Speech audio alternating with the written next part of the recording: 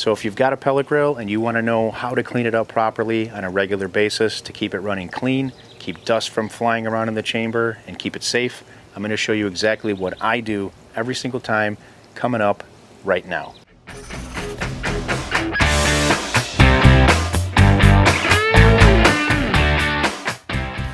Welcome back to the channel, everybody. I really appreciate your support.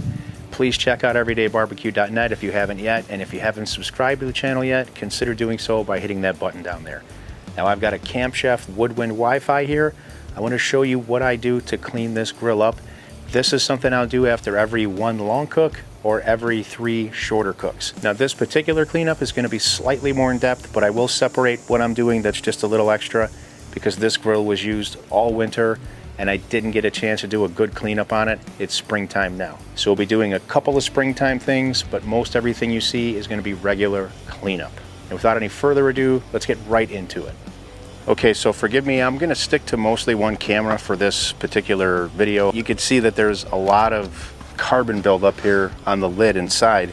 So what I wanna do is I've just got some balled up foil here, and I'm just gonna hit this up to scrape off that loose stuff. Now that all the loose stuff is gone, I'm gonna hit this up with some of this totally awesome cleaner, whatever this is called. I've been using this for years. It works really well. And we're just gonna let that sit for a minute or two to just sort of help degrease that. And I'm not going for a perfectly clean underside lid here. I'm just trying to clean off that loose stuff and make it look a little bit nicer and cleaner. I let that sit for a couple minutes. Now I'm gonna just take a couple of paper towels, bunch them up, and I'm gonna start to wipe this off. And you can see all the crud that's coming off of here. Okay, so after 2 coats and after wiping it down, I'm pretty happy with this. My goal is not to get this to be perfectly shiny, it's just to get that loose stuff off the inside of the lid so it doesn't end up on the food during cooking. And it had been a while since I had done this, so this for me, knowing that it's gonna build up again pretty quickly, this is perfectly fine. You can go further if you want. You can certainly do more with this and you can clean it and make it perfect, but just know that the really important thing is to just get all that loose stuff off so it doesn't end up in your food. All right, on to the rest. For the inside, I'm gonna be removing these grates. I brushed off the grates after the last cook, so I'm good there, and I'm gonna hit them up with a brush before I put them back in again. Next, we're gonna be removing this drip tray, and we'll definitely be dusting this off. Just a quick mention on the tray, I did not have foil on that because my last cook was at a higher temperature, and I'll only use foil on that if I'm cooking at lower temperatures, like smoke temperatures. There are some health risks that have been published, you know, for cooking with foil at higher temperatures, like over 300, 350 degrees. So whether or not they're true, I don't know, but just as a thing, I'll not use foil when I cook at high temperatures. Now you can see the inside of this is just full of dust and ash. And so what I want to do is I want to vacuum all of that out, because with pellet cookers, as the fans start to spin up, they're going to be blowing all that ash dust around, and it's eventually going to end up on your food. What I'll do with this type of cleanup here on the interior, after every 1 long cook or 3 short cooks, I'm going to be doing exactly what I'm about to show you, which is going to be vacuuming out the inside of this cooker to get all that dust out of there.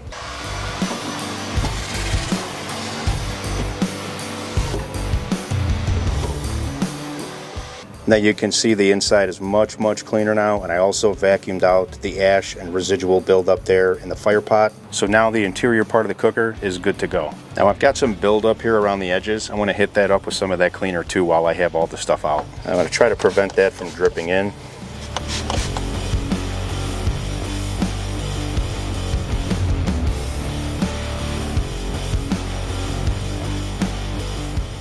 Now a very important part of cleaning this up is keeping this thermometer clean here, this internal thermometer for the belly of the cooker.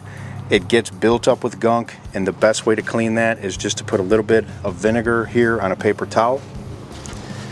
Okay, I've got it all clean just by wiping it down. Now just to be able to get at it and be able to really, you know, go to town on it, there's a screw and a nut here for this shelf holder, and it goes through the cooker here and here. So I just removed that, moved this up, and I was able to clean the probe really well. Now I just have to get this put back into place, and we'll get on to the next step. Now I want to make it clear that that's not something you're going to have to do every time you go to clean this cooker. If you wipe it down religiously after every couple of cooks, which only takes a few seconds, you won't have to do what I did. This sat all winter without a proper cleaning, and that's why I had all that buildup on there. So that step right there, you can simply wipe it down without having to remove that shelf bracket, and that only took me a minute. But if you really want to give it a thorough cleaning, that's one way that you can do it. Just wanted to show you that. But normally if you wipe it down more often, you're not going to have to do that. Now that I have that done, it's time for me to wrap the drip tray in foil and to get the grates back into the cooker so we can work on the outside of the cooker. Okay, tray's foiled back into place. Now I'm putting foil on there because I know my next couple cooks are going to be lower temperature cooks. So I'm fine with having the foil on there, and it makes for easier cleanup in my opinion. Some people don't use it at all. They'll just scrape that tray every, couple of cooks with like a paint scraper. I don't do that unless, I have to, because I just think it's a little bit more difficult. So foil is my preference, especially on low temperature cooks. All right, everything's back in the cooker. The outside is next. Inside is pretty much ready to go. Now we're going to hit this up with some cleaner on the outside. And one more thing I want to mention is that the chimney also does require regular cleaning. I'm not going to be doing that today, but I will do another video on it. And if you want to search YouTube, you're going to be able to find videos on that. That's something you want to do every 1 year roughly, but you can do it more frequently if you want. We're going to hit this up with some cleaner, and we're just going to let that sit for maybe a minute. We don't want it to dry up. We just want it to start eating that grease that's on the outside. Once you see it loosening like it is now, it's pretty much good enough time to go ahead and just hit this up. Cleaner that I have works really well. I know there might be better ones out there, but this is the one that I've always used. And I'll put a link to it in the description on Amazon if you're interested in it. But do your homework because there might be better ones out there. I have heard there are some good ones. I just can't recall which ones they are right now. And this one's always worked pretty well for me. And we'll just hit that up with one more coat. Okay, so look, that's it. I hit up the outside of this a second time, and I did clean some of the darker areas too with that same cleaner. And this isn't perfect, but it's darn near perfect. It's clean, it's sanitary, and it's ready to do some work again.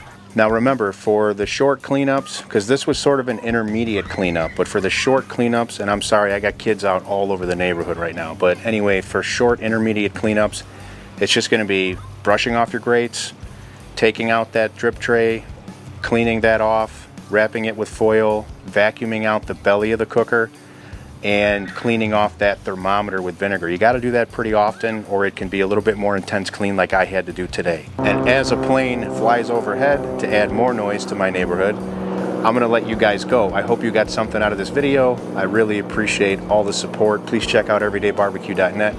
Take care till next time. I'll see you on the next episode.